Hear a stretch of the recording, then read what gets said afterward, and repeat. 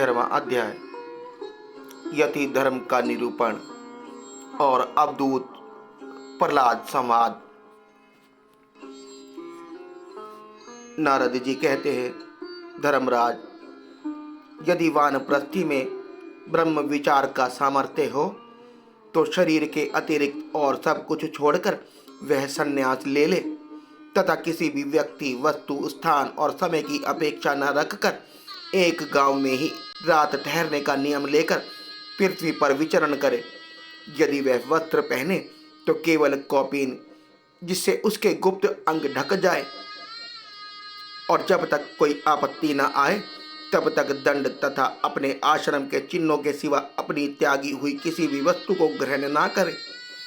सन्यासी को चाहिए कि वह समस्त प्राणियों का हितैषी हो, शांत रहे, भगवत परायण रहे और किसी का आश्रय ना लेकर अपने आप में ही रमे एवं अकेला ही विचरे। इस संपूर्ण विश्व को कार्य और कारण से अतीत परमात्मा में अध्यस्त जाने और कार्य कारण रूप इस जगत में ब्रह्म स्वरूप अपने आत्मा को परिपूर्ण देखें।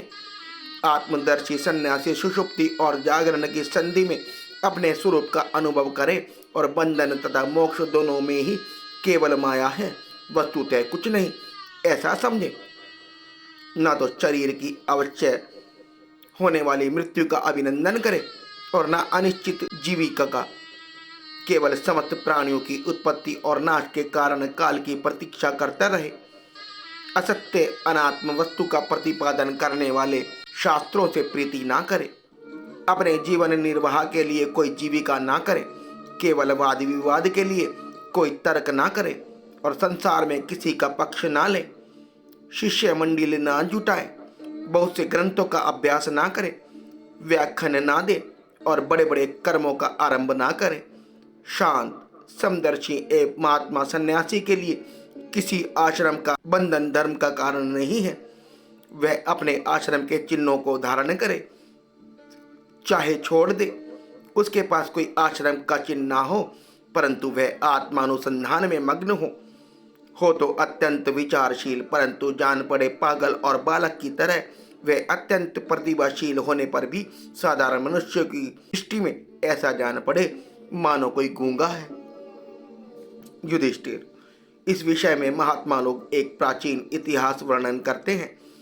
वह है दत्तात्रेय मुनि और भक्तराज प्रहलाद जी का संवाद। एक बार भगवान के परम प्रेमी प्रहलाद जी कुछ मंत्रियों के साथ लोगों के हृदय की बात जानने की इच्छा से लोकों में विचरण कर रहे थे। उन्होंने देखा कि साह पर्वत की तलहटी में कावेरी नदी के तट पर पृथ्वी पर ही एक मुनि पड़े हुए हैं। उनके शरीर की निर्मल ज्योति अंगों की धूलि से घूस रहित होने के कारण ढकी हुई थी। उनके कर्म, आकार, वाणी और वर्ण, आश्रम आदि के चिन्हों से लोग यह नहीं समझ सकते थे कि वे कोई सिद्ध पुरुष है या नहीं। भगवान के परम प्रेमी भक्त प्रहलाद जी ने अपने सिर से उनके चरणों का स्पर्श करके प्रणाम किया और विधि पूर्वक उनकी पूजा करके जानने की इच्छा से यह प्रश्न किया, भगवान, आपका शरीर उद्योगी और भोगी पुरुषों के समान हुष्ट पुष्ट है। संसार का यह नियम है कि उद्योग करने वालों को धन मिलता है, धन वालों को ही भोग प्राप्त होता है और भोगियों का ही शरीर हुष्ट पुष्ट होता है, और कोई दूसरा कारण तो हो नहीं सकता। भगवान, आप कोई उद्योग तो करते नहीं, यूं ही पड़े रहते हैं, इसलिए आपके पास धन है नहीं, फिर आपको भोग कहाँ से प्राप्त होंगे? ब्राह्मण देवता, बिना भोग के ही आपका यह शरीर इतना हुष्ट पुष्ट कैसे है? यदि हमारे सुनने योग्य हो तो अवश्य बतलाइए। आप विद्वान, समर्थ और चतुर हैं, आपकी बातें बड़ी अद्भुत और प्रिय होती हैं। ऐसी अवस्था में आप सारे संसार को कर्म करते हुए देखकर भी संभाव से पड़े हुए हैं, इसका क्या कारण है? नारद जी कहते हैं, धर्मराज, जब प्रहलाद जी ने महामुनि दत्तात्रेय जी से इस प्रकार प्रश्न किया तब वे उनकी अमृतमयी वाणी के वशीभूत हो मुस्कुराते हुए बोले। दत्तात्रेय जी ने कहा, दैत्यराज, सभी श्रेष्ठ पुरुष तुम्हारा सम्मान करते हैं। मनुष्य को कर्मों की प्रवृत्ति और उनकी निवृत्ति का क्या फल मिलता है, यह बात तुम अपनी ज्ञान दृष्टि से जानते ही हो।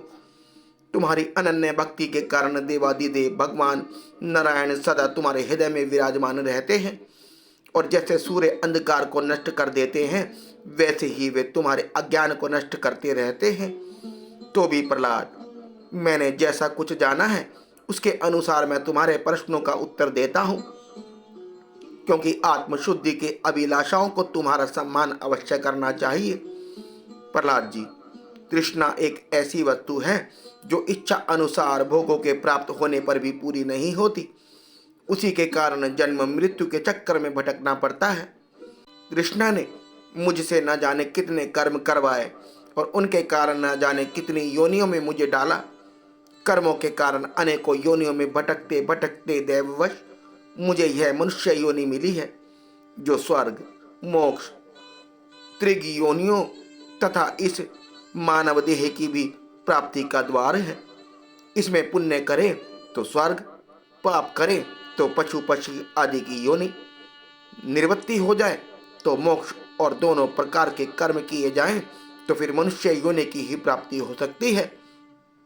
परंतु मैं देखता हूं कि संसार के स्त्री पुरुष कर्म तो करते हैं सुख की प्राप्ति और दुख की निवृत्ति के लिए, किंतु उसका फल उल्टा ही होता है। वे और भी दुख में पड़ जाते हैं। इसलिए मैं कर्मों से उपरत हो गया हूं। सुख ही आत्मा का स्वरूप है। समस्त चेष्टाओं की निवृत्ति ही उसका शरीर, उसके प्रकाशित होने का स्थान है।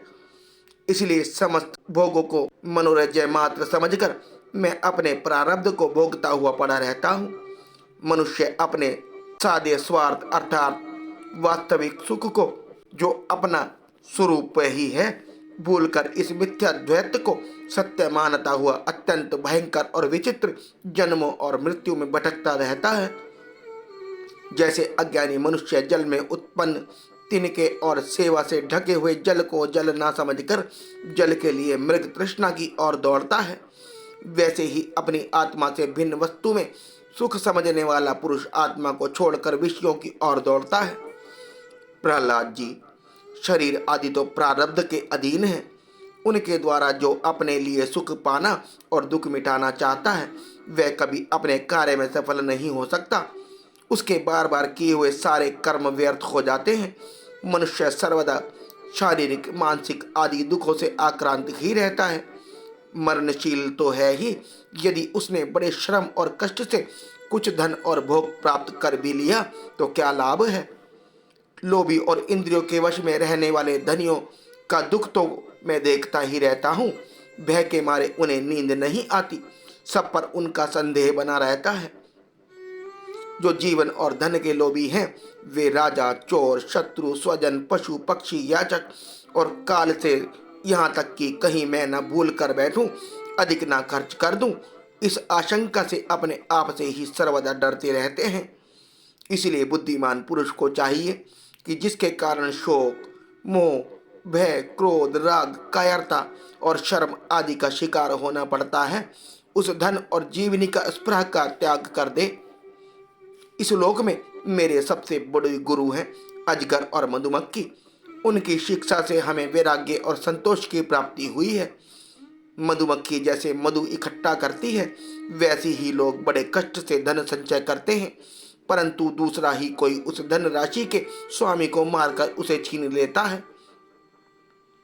इससे मैंने यह शिक्षा ग्रहण की कि विषय भोगों से विरक्त ही रहना चाहिए। मैं अजगर के समान निश्चेष्ट पड़ा रहता हूँ और दैववश जो कुछ मिल जाता है उसी में संतुष्ट रहता हूँ, और यदि कुछ नहीं मिलता तो बहुत दिनों तक धैर्य धारण कर यूं ही पड़ा रहता हूँ। कभी थोड़ा अन्न खा लेता हूँ तो कभी बहुत, कभी स्वादिष्ट तो कभी नीरस बेस्वाद, और कभी अनेकों गुणों से युक्त तो कभी सर्वथा गुणहीन। कभी बड़ी श्रद्धा से प्राप्त हुआ अन्न खाता हूँ तो कभी अपमान के साथ, और किसी किसी समय अपने आप ही मिल जाने पर कभी दिन में, कभी रात में, और कभी एक बार भोजन करके भी दोबारा कर लेता हूँ। मैं अपने प्रारब्ध के भोग में ही संतुष्ट रहता हूँ। इसलिए मुझे रेशमी या सूती मर्ग चर्म या चीर, वलकल और कुछ जैसा भी वस्त्र मिल जाता है वैसा ही पहन लेता हूँ। कभी मैं पृथ्वी, घास, पत्ते, पत्थर या राख के ढेर पर ही पड़ा रहता हूँ। तो कभी दूसरों की इच्छा से महलों में पलंगों और गद्दों पर सो लेता हूँ। दैत्यराज, कभी नहा धोकर शरीर में चंदन लगाकर सुंदर वस्त्र, फूलों के हार और कभी गहने पहन रथ, हाथी और घोड़े पर चढ़कर चलता हूँ, तो कभी पिशाच के समान बिल्कुल नंग दड़ंग विचरता हूँ। मनुष्य के स्वभाव भिन्न भिन्न होते ही हैं, अतः ना तो मैं किसी की निंदा करता हूँ और ना स्तुति ही। मैं केवल इनका परम कल्याण और परमात्मा से एकता चाहता हूँ। सत्य का अनुसंधान करने वाले मनुष्य को चाहिए कि जो नाना प्रकार के पदार्थ और उनके भेद विभेद मालूम पड़ रहे हैं, उनको चित्तवृत्ति में हवन कर दे। चित्तवृत्ति को इन पदार्थों में संबंध में विविध भ्रम उत्पन्न करने वाले मन को सात्विक अहंकार में और सात्विक अहंकार को महतत्व के द्वारा माया में हवन कर दे। इस प्रकार ये सब भेद विभेद और उनका कारण माया ही है, ऐसा निश्चय करके फिर उस माया को आत्मानुभूति में स्वाहा कर दे। इस प्रकार आत्म साक्षात्कार के द्वारा आत्म स्वरूप में स्थित होकर निष्क्रिय एवं उपरत हो जाएं। प्रहलाद जी, मेरी यह आत्मकथा अत्यंत गुप्त एवं लोक और शास्त्रों से परे की वस्तु है। तुम भगवान के अत्यंत प्रेमी हो, इसलिए मैंने तुम्हारे प्रति इसका वर्णन किया है। नारद जी कहते हैं, महाराज, प्रहलाद जी ने दत्तात्रेय मुनि से परमहंसों के इस धर्म का श्रवण करके उनकी पूजा की और फिर उनसे विदा लेकर बड़ी प्रसन्नता से अपनी राजधानी के लिए प्रस्थान किया।